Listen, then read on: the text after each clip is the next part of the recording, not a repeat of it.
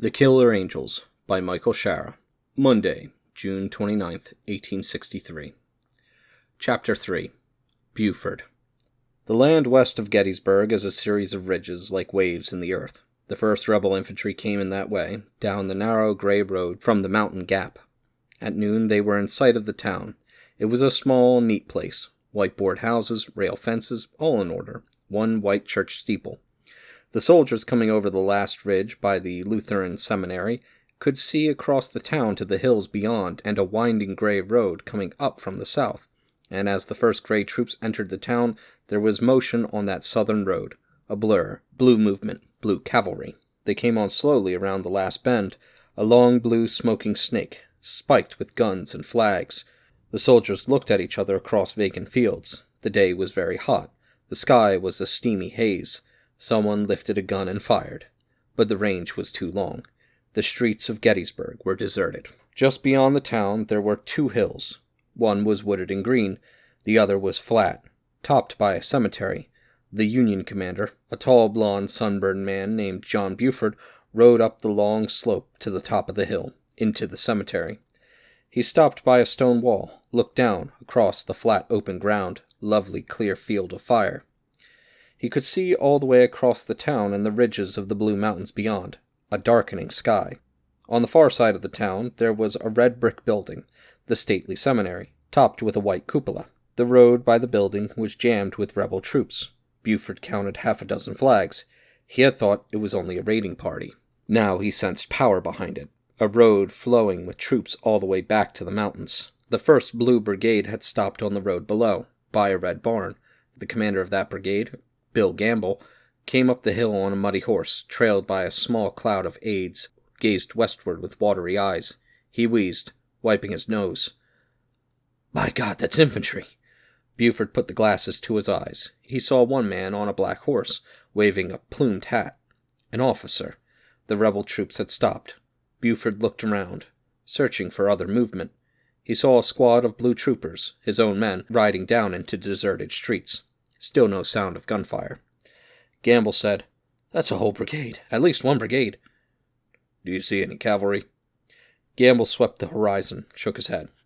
"Strange. Infantry moving alone in enemy country. Blind. Very strange." Gamble sneezed violently, wiped his nose on his coat, swore, wheezed. His nose had been running all that day. He pointed back along the ridge beyond the cemetery. "If you want to fight here, sir, this sure is lovely ground. We tuck in there behind the stone wall, and I'd be proud to defend it. Best damn ground I've seen all day." Buford said, "It is that." But he had only 2 brigades. He was only a scout. The big infantry was a long day's march behind him. But Gamble was right. It was lovely ground. "By God, I think they're pulling back." Buford looked. The gray troops had turned. They had begun to withdraw back up the road, slowly, very slowly. He could see back-turned faces, feel the cold defiance, but he felt himself loosen, begin to breathe. "Now that's damn strange," Gamble sniffed. "What do you make of that?" Buford shook his head. He rode slowly along the stone wall, suspending judgment. There was no wind at all. It was exactly noon. It was very quiet among the gravestones. Superb ground. He thought, they must have orders not to fight, which means they don't know who we are or how many, which means they have no cavalry, no eyes. He stopped by a white angel, arm uplifted, a stony sadness. For 5 days Buford had been tracking Lee's army, shadowing it from a long way off as you track a big cat. But now the cat had turned. Buford said aloud, "He's coming this way. Sir, Lee's turned. That's the main body." "You think so?" Gamble mused, wriggling his nose. "Could be. But I would have sworn he was headed for Harrisburg." "He was," Buford said. An idea was blowing in his brain, but there was time to think, time to breathe, and he was a patient man.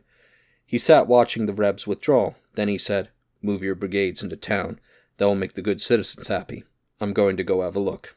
He hopped the stone wall, rode down the long slope. He owed a message to Reynolds, back with the infantry, but that could wait until he was sure. He was old Army cavalry, Kentucky-born, raised in the Indian Wars. He was slow, he was careful, but he sensed something happening, a breathless something in his chest. He rode down through the town and out the road the Rebs had taken. There was no one in the streets, not even dogs, but he saw white faces at windows, a fluttering of curtains. There were no cows anywhere, or chickens, or horses. Reb raiding parties had peeled the land. He rode up toward the brick building with the cupola and top to crest. Off in the distance there was another rise. He could see the Reb column withdrawing into a blue west. He saw the lone officer, much closer now, sitting regally on horseback, outlined against a darkening sky. The man was looking his way, with glasses. Buford waved. You never knew what old friend was out there. The Reb officer took off his hat, bowed formally. Buford grimaced. A gentleman. A soldier fired at very long range. Buford saw his staff people duck, but he did not hear the bullet. He thought, they'll be back in the morning. Lee's concentrating this way. Only one road down through the mountains. Have to come this way. They will all converge here in the morning.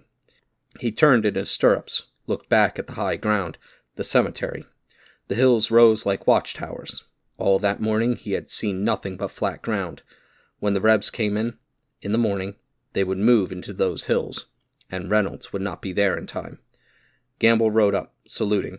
Tom Devon, the other brigade commander, arrived with a cheery grin. Gamble was sober-sane. Devon was more the barroom type. Buford walked the horse back and forth along the rise. He said aloud, I wonder where their cavalry is. Devon laughed. The way old Stort gets around, he could be having dinner in Philadelphia.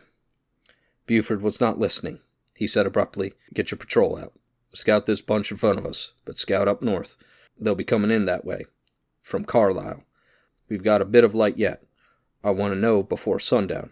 I think Lee's turned. He's coming this way. If I'm right, there'll be a lot of troops up the northern road, too. Hop to it. They moved. Buford wrote a message to John Reynolds, back with the lead infantry. Have occupied Gettysburg. Contacted large party of Reb infantry. I think they are coming this way. Expect they will be here in force in the morning. The word would go from Reynolds to Meade. With any luck at all, Meade would read it before midnight. But there it would go by wire to Washington. But some of Stuart's cavalry had cut the wires and they might not be patched yet, so Washington would be in the dark and screaming its head off. God, that miserable Halleck! Buford took a deep breath. The great joy of the cavalry was to be so far away, out in the clean air, the open spaces, away from those damned councils. There were some moments, like now, when he felt no superior presence at all. Buford shook his head. He had been badly wounded in the winter, and possibly as you got older, you had less patience instead of more. But he felt the beautiful absence of a commander, a silence above him, a windy freedom. The last Reb infantry walked away over the last rise. The Reb officer stood alone for a moment, then waved again, and withdrew. The ridge was bare. Buford sniffed. Distant rain. The land around him was hot and dry, and the dust of the horses was blowing steadily up from the south as the wind began to pick up, and he could see a darkness in the mountains. Black sky, a blaze of lightning, a squadron of John Gamble's cavalry moving slowly up the road. Buford turned again in the saddle, looked back again at the high ground. He shook his head once quickly. No orders. You are only a scout. Devon rode back, asking for instructions as to where to place his brigade. He had a cheery, boyish face, a curly yellow hair. He had much more courage than wisdom. Buford said abruptly, accusing, You know what's going to happen in the morning. Sir? The whole damn Reb army's going to be here in the morning. They'll move right through town and occupy those damned hills. Buford pointed angrily, because one thing Lee ain't is a fool. And when our people are here, Lee will have the high ground and there'll be the devil to pay. Devon's eyes were wide. Buford turned. The moods were getting out of hand. He was no man for war councils, or teaching either, and no sense in brooding to junior officers. But he saw it all with such metal brilliance. Meade will come in slowly, cautiously, new to command, wary of reputation. But they'll be on his back from Washington, wires hot with messages. Attack! Attack! So he will set up a ring around the hills, and when Lee's all nicely dug in behind fat rocks, Meade will finally attack. If he can coordinate the army, straight up the hillside, out in the open, in the gorgeous field of fire, and we will attack valiantly, and be butchered valiantly, and afterward men will thump their chests and say what a brave charge it was. The vision was brutally clear. He had to wonder at the clarity of it. Few things in a soldier's life were so clear as this. so black-line etched that he could actually see the blue troops for one long bloody moment, going up the long slope to the stony top, as if it were already done and a memory already. An odd, set stony quality to it, as if tomorrow had occurred and there was nothing you could do about it, the way you sometimes feel before a foolish attack, knowing it will fail, but you cannot stop it or even run away, but must even take part and help it fail, but never this clearly. There was always some hope, never this detail. But if we withdraw, there is no good ground south of here. This is the place to fight. Devon was watching him warily. Buford was an odd man. When he rode off there by himself, he liked to talk to himself, and you could see his lips moving. He had been too long out in the plains. He looked at Devon, finally saw him. He said abruptly, "No orders yet. Tell your men to dismount and eat. Rest. Get some rest." He rode slowly away to inspect the ground in front of him, between him and the rebels. "If we made a stand here, how long do you think you could hold? Long enough for John Reynolds to get here with the infantry? How long would that take? Will Reynolds hurry? Reynolds is a good man, but he might not understand the situation. How do you make him understand, at this distance? But if you hold, you at least give him time to see the ground. But how long can you hold against Lee's whole army? If it is the whole army. These are two very good brigades. You built them yourself. Suppose you sacrifice them and Reynolds is late. For Reynolds will be late. They're always late. Think on it, John. There's time. There's time." The land was long ridges, with streams down in the dark hollows. Dismounted along a ridge, with all night to dig in, the boys could hold for a while. Good boys. Buford had taught them to fight dismounted, the way they did out west, and the hell with this Stuart business. This glorious Marat charge. Try that against an Indian, that glorious charge, saber shinin', and he'd drop behind a rock or a stump and shoot your glorious head off as you went by. No, Buford had reformed his boys.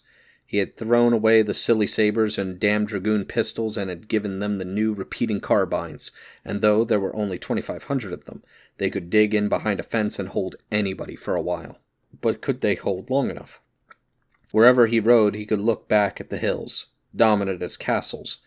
He was becoming steadily more nervous. Easy enough to pull out. The job is done. But he was a professional. Damned few of them in this army. And he would not live forever. Rain clouds blotted the western sun. The blue mountains were gone. Gamble's first scouts rode back to report that the Rebs had gone into camp just down the road, about 3 miles out of Gettysburg. Buford rode out far enough to see the pickets for himself. Then he rode back toward the Green Hills. He stopped by the seminary and had a cup of coffee. The staff left him alone. After that, he deployed the brigades. He had made no plans, but it didn't hurt to prepare. He told Gamble to dismount and dig in along the crest of the ridge just past the seminary, facing the Rebs who would come down the road. He posted Devon in the same way, across the road from the south. 3 men in line, every 4th man to fall back with the horses. He watched to see that it was done. They were weary men, and they dug silently, and there was no music. He heard an officer grumbling. The damned fool wanted to charge the Reb picket line. Buford let loose a black glare. But it was a good line. It would hold for a while, even old Bobby Lee, if John Reynolds got up early in the morning. It was darker now, still very quiet. No need to make the decision yet. They could always pull out at the last minute. He grinned to himself, and the staff noticed his face, and relaxed momentarily. Buford thought, one good thing about cavalry, you can always leave in a hell of a hurry. Buford turned and rode back through the town, anxious for news from his scouts. People were moving in the streets. He collected a small following of happy boys, one small ragged girl with a beautiful, delicate face. He smiled down. But in the square ahead he saw a crowd, a speaker, a circle of portly men. He turned quickly away. He was no good with civilians. There was something about the mayors of towns that troubled him. They were too fat and they talked too much, and they did not think twice of asking a man to die for them. Much of the East troubled Buford. A fat country. Too many people talked too much. The newspapers lied. But the women... Yes, the women. He rode by one porch, and there was a woman in a dress of rose, white lace at the throat, a tall blonde woman with a face of soft beauty, so lovely that Buford slowed the horse, staring, before taking off his hat. She stood by a vined column, gazing at him. She smiled. There was an old man in the front yard, very old and thin and weak. He hobbled forward, glaring with feeble, toothless rage. "They's Johnny Rebs everywhere! Everywhere!" Buford bowed and moved on, turned to look back at the beautiful woman, who stood there watching him. "Go back and say hello, General." A coaxing voice, a grinning tone, lean Sergeant Corse, a bow-legged aide. Buford smiled, shook his head. "Would a woman, I betcha." Buford turned away, headed toward the cemetery. "If you'd like me to ride back, General, I'm sure an introduction could be arranged." Buford chuckled. "Not tonight, Sergeant. The General could use a diversion, begging your pardon, General, but you're too shy a lad for your age. You work too hard. These here now quiet towns, now nothing ever happens here, and the ladies would be so delighted to see you, an important adventurous man such as you, who had seen the world. Now ye be doing 'em a gracious favour with your presence." Buford smiled. "I'm about as shy as a howitzer." "And similarly graceful, begging your pardon." "Exactly." Buford began to slow ride up the hill to the cemetery. "Ah," the sergeant said sadly, "but she was a lovely lass." "She was that." The sergeant brightened. "Well, then, if the General does not mind, I may just ride over there myself later on, after supper, that is, if the General has no objections." He pushed the glasses back up on his nose, straightened his hat, tucked in his collar. Buford said, "No objections, Sergeant." Buford looked. "And, what time would the General be having supper now?" Buford looked at the staff, saw bright, hopeful eyes. The hint finally got to him. They could not eat until he had eaten. They trailed him wherever he went, like a pennant. He was so used to their presence he did not notice their hunger. He was rarely hungry himself these days. The sergeant said woefully, "The folks in this here town have been after us for food. The Rebs didn't leave them much. The General ought to eat what we got while we got it, because the boys is giving it away." He glared reproachfully at the other officers. "Sorry," Buford said. He pointed to the cemetery. "I'll eat right here. A little dried beef. You gentlemen have some supper." They rode on into the cemetery. He dismounted at last. First time in hours. Sat down on stone in silent pain. He thought, body not much good, but mind works well. Two young lieutenants sat down near him, chewing on corn dodgers. He squinted. He did not remember their names. He could remember if he had to. Duty of a good officer. He could fish in the memory for the names and pull them out of the darkness, after a while, but though he was kind to young lieutenants, he had learned a long time ago it was not wise to get to know them. One of these had wispy yellow hair, red freckles. He had a strange resemblance to an ear of corn. The other was buck-toothed. Buford suddenly remembered. The buck-toothed boy is a college boy, very bright, very well educated. Buford nodded.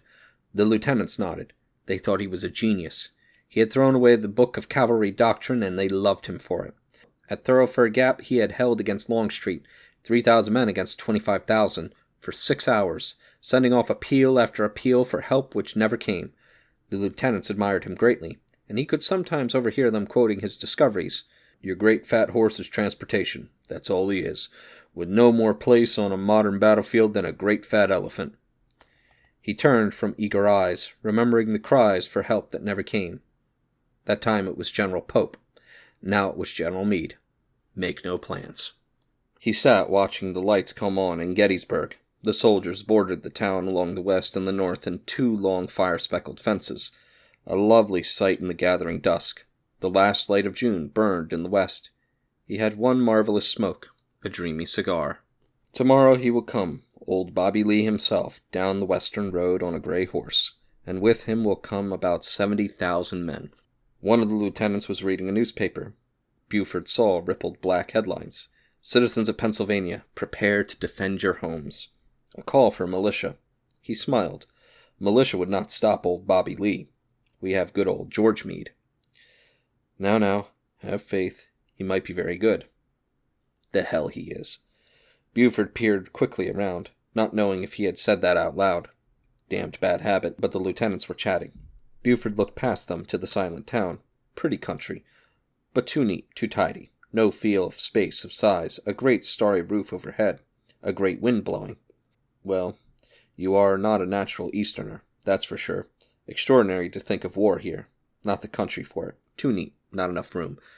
He saw again the White Angel. He thought, damn good ground. He sat on a rail fence, watching the night come over Gettysburg. There was no word from the patrols.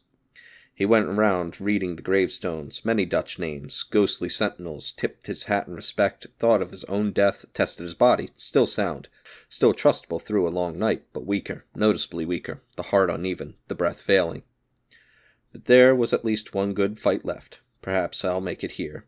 His mind wandered. He wondered what it would be like to lose the war. Could you ever travel in the South again? Probably not for a while, but they had great fishing there. Black bass rising in the flat black water. Ah, shame to go there again, to foreign ground. Strange sense of enormous loss. Buford did not hate. He was a professional. The only ones who even irritated him were the cavaliers, the high-bred, feathery, courtly ones who spoke like Englishmen and treated a man like dirt. But they were mostly damn fools, not men enough to hate. But it would be a great shame if you could never go south anymore, for the fishing, for the warmth in winter. Thought once of retiring there, if I get that old. Out of the dark, Devon.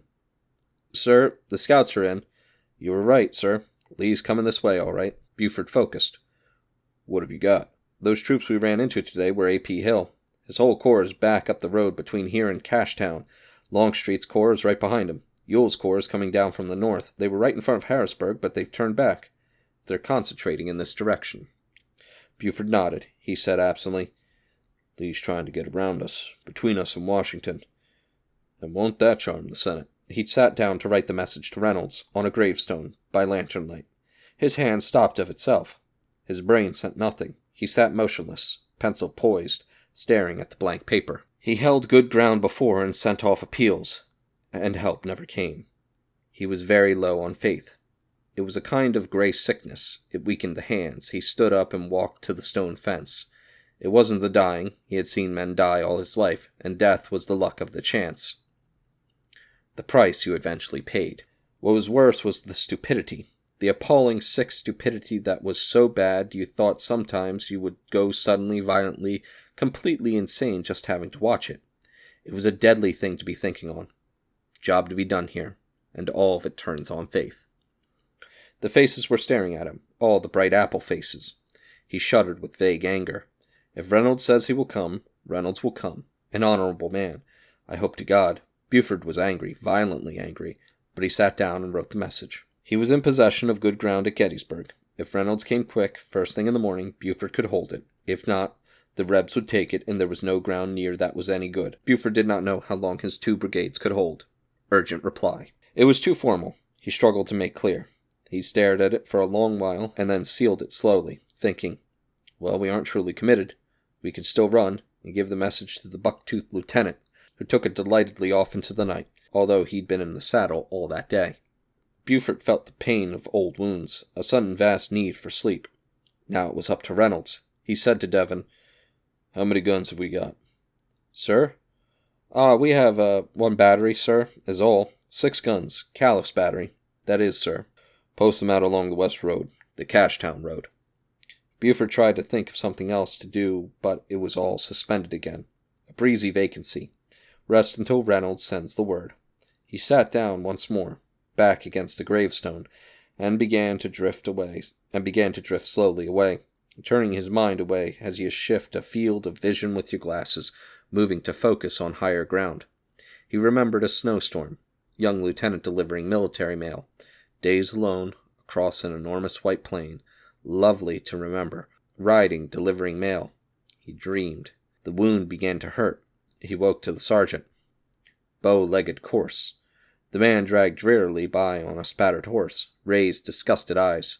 The husband, by God, is an undertaker. He rode mournfully off. The sound of music began to drift up the hill from Gettysburg. A preacher from the seminary began a low, incessant theological argument with a young lieutenant, back and forth, the staff listening with admiration at the lovely words. The staff began to bed down for the night. It was near midnight when the buck-toothed boy came back from Reynolds, panting down from a lathered horse. Buford read, General Buford, hold your ground. I will come in the morning as early as possible. John Reynolds. Buford nodded. All right, if you say so. The officers were up and gathering. Buford said to the buck-toothed boy, Did he say anything else? No, sir, he was very busy. How far back is he? Not 10 miles, sir, I don't think. Well, Buford said. He faced the staff, the eager, the wary. We're going to hold here in the morning." He paused, still fuzzy-brained. "We'll try to hold enough for General Reynolds to come up with some infantry. I want to save the high ground if we can." There was a breathy silence, some toothy grins, as if he had announced a party. "I think they'll be attacking us at dawn. We ought to be able to stop them for a couple of hours. At Thoroughfare Gap we held for 6, but that was better ground." Devon was glowing. "Hell, General, we can hold them all the long damn day, as the feller says." Buford frowned. He said slowly, "I don't know how long will be necessary. It may be a long time. We can force them to deploy anyway, and that will take up time. Also, that's a narrow road Lee's coming down, and if we stack them up back there, they'll be a while getting untracked. But the point is to hold long enough for the infantry. If we hang on to these hills, we have a good chance to win the fight that's coming. Understood?" He had excited them. They were young enough to be eager for this. He felt a certain breathless quality himself. He ordered a good feed for the night. No point now in saving food.